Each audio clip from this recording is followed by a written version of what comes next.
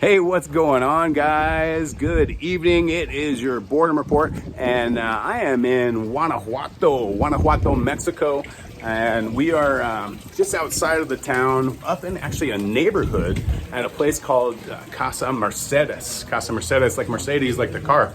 And pardon me, walking in here, so cool. We're at a higher elevation, so walking up these stairs, and as we come into the restaurant, it's a really cool spot. And what's really cool about this to me is we're in an area that it's literally, it's like a neighborhood, and I'm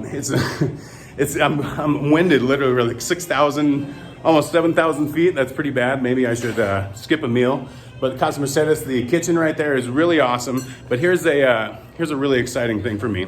I was in Rosarito, and I did a video called it was White Lila.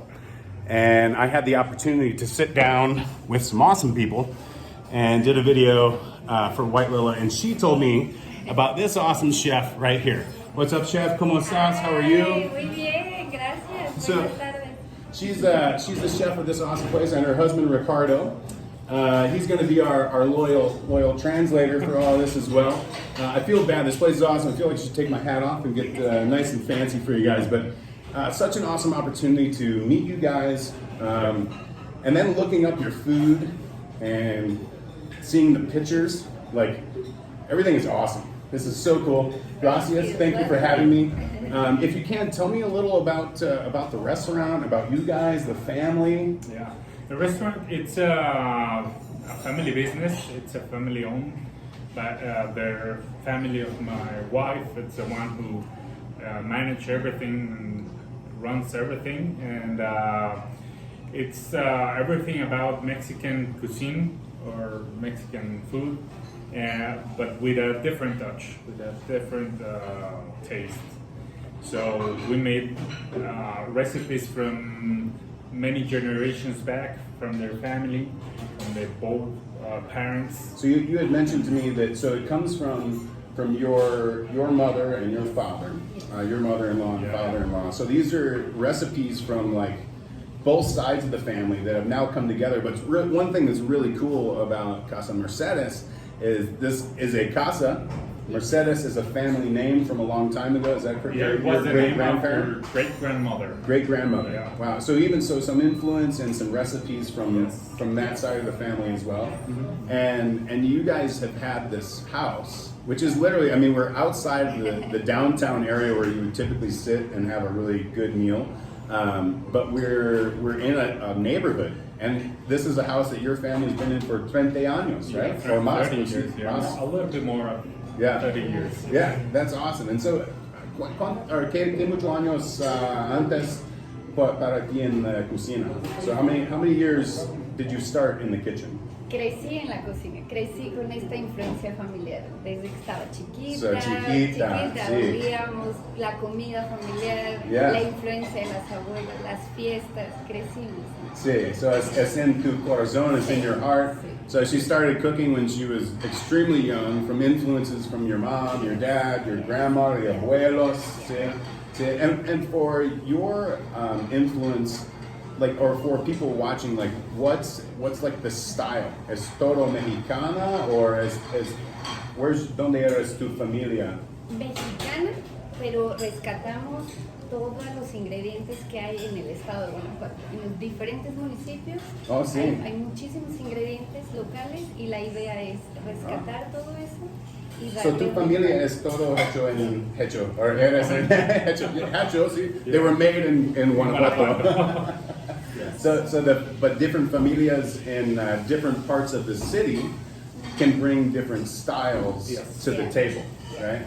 That's awesome. So do me a favor, tell me about a couple of the dishes here. There's one interesting thing that I want to talk about too, but maybe we can start off with what I have in front of me, the soup. This is it's a cream soup. One it's made with chicharrón, so the pork skin. Oh, and wow. The other one it's made with black beans. Black bean. Yes. Oh, so this is cool. Okay, so I don't know if I can really get it on here, but I will. I'm gonna take a picture of it and I will post it in here. But I can't even move it. I'm sorry. So it's cool. It's two separate soups, two different flavors. and they're both mixed in almost like a yin and yang thing. So I'll make sure that I take a picture of that and post it in the You can in the try it notes. if you want. Oh man, I don't want to mess up the beauty, so maybe there won't be a picture in there. La inspiración es porque la familia mexicana come chicharrón con chile y frijoles. Sí. Quisimos dar un toque diferente en una crema. O sea, esa inspiración en una crema. So it's the mix of the flavors, but also the chicharrón in this region is huge. I mean, we're right next to Michoacán, which is the birthplace, right? It's where the real carnitas. If you haven't had carnitas in Michoacán, you haven't had carnitas, right? Okay, so I gotta marry the two flavors. Yeah. Oh man, that's so good too. And each like side of the bowl has a different purpose. Yeah. But they meld together with like the frijoles taste. The cream is just delicious. That's awesome. Right. Thank you. Where do we go from here? We have here the chile pasilla. So it's Is that this one right here? Yeah. Keep talking. It's wrapped with See if I can show cheese you guys crust. So, and it comes with a sauce, a sweet cream sauce. Sweet cream sauce is what's on the bottom of there. Yeah. Now is this? I don't know. My etiquette is not the best. So is this a finger food? Is this do I go in with the fork? Yes, with the fork. Go in with the fork? You can try it. And what on the inside is what? I'm sorry. It's chile pasilla. Chili pasilla. Yeah, So, but it's a dry chili, so it's not hot at all. okay. And the chili pasilla is a pretty mild pepper. Yeah. It doesn't have a lot of spice to it. Like you say, it's pretty mild. Yeah. But the flavors of it, especially when you roast it or cook it really good, is unbelievable. But inside of a really tasty fried wrapping, can't go wrong with that. Oh man, no sweet. ¿Ya? Yeah. No sweet. I totally wasn't expecting that. Sausage. Tiene piloncillo. Piloncillo es... ¿Qué es piloncillo? Es un... It's like brown sugar. Oh, okay. Yeah. So there is a poquito of the brown sugar inside it. Yeah. So it makes the pepper, like you get the pepper taste out of it, but it still has like the sweet taste on the back. So well, it's really, it kind of like shocks your mouth a little. Yeah. I wasn't expecting that. Mi bisabuela Mercedes lo preparaba en las fiestas. Cuando había invitados, era el platillo. So her grandma, she's saying her grandma made this in fiestas for the family, right? In grande like platos, so on huge plates, you just have like a bunch of them all around. That's awesome. And the flavors are so darn good. So good. And then we pass to the escamoles. Escamoles, Yeah, that's not the name of Eskimos. This isn't an Alaskan thing up in the northern U.S. Escamoles. Yeah. And it's the ant egg. Okay, so you said an ant egg, right? So don't be scared though. Is this going to be too much to touch? Check this out here. You get those in there. You see, I'll snap a pic of that too. But so it's the larva or the egg of an ant. And this is so I had these. I was in Guadalajara a couple years ago, and they brought this up as an appetizer, and I was like, "Oh man, that looks really good. What is that like? Couscous? You know the couscous? Yeah. But it kind of has. So it's an ant egg, but it has not a soft rice taste to it, but it has like a little crunch to it sometimes A little too. bit crunch, yeah. I don't know what that crunch is, but it's so. Tiene mantequilla de epazote. Oh Pero man. tienes que comerla en taco. Hay una sorpresa ahí. Oh, I'm so sorry. I didn't see that. I don't know how I didn't see this sitting right next to me. You know what this is? If you haven't seen one of these things are so awesome. This is a housing for something delicious inside of it called a tortilla. A tortilla. This kind of tortilla. Whoa! Yeah, oh, that is cool. This is how you know you're big time right there. Look, they got their name right on that thing. This stems comes from the Otomis. Wow. I want to like snap a picture of this. It's from the culture, the Otomis. Mm-hmm. Each family of the community has their own stem. So they gave us a stamp just for the restaurant. Really? Yeah. So the stamp. So you see, this is the stamp on there, and it's kind of like you heat it. Yeah, and then you make burn it onto the there. tortilla, and then with a Muy clear. Es una... with the muitle, that it's the leaf of a plant. Oh, okay. It gives the ink for the tortilla. Yeah. That's so cool. I've never seen anything like that. But it's each like family or place has like their own. Yeah. It's like a crest. I don't want to eat it. I want to make it into a T-shirt or something like that. So I try it with that. Am I ripping a piece off and then doing it? Okay. I know the escamoles comes with a little bit of grasshoppers, but they're the baby grasshoppers. It has baby. Oh, it's just baby grasshoppers. So you can see it like really. This is the way. Like honestly, in Mexico, almost I won't say you have to have a tortilla with something. Yeah. But everything. in most cases, you're probably gonna get a tortilla with something. Oh man, on the butter. So she said, if you ever heard the word mantequilla,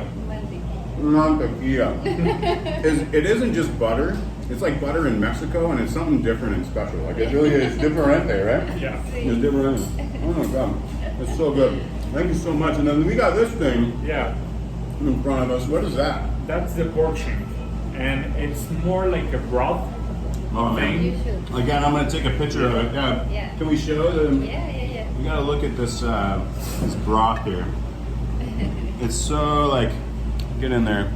Look at the tomate, garlic, and then the pork shank with some beans on top there too.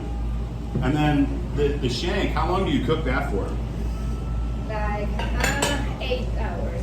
You know, about 30 minutes ago, she told me she wasn't very good at English. And then just now, 30 minutes later, I asked her a question in English. And she said right back to me, about 8 hours. She's hiding. Yeah. She's not. It's not as perfecto para me. So with the pork shank, is the bone still in there? Yes. Yeah. But you can just take it from there, and the whole thing. Like I could just pick out of it.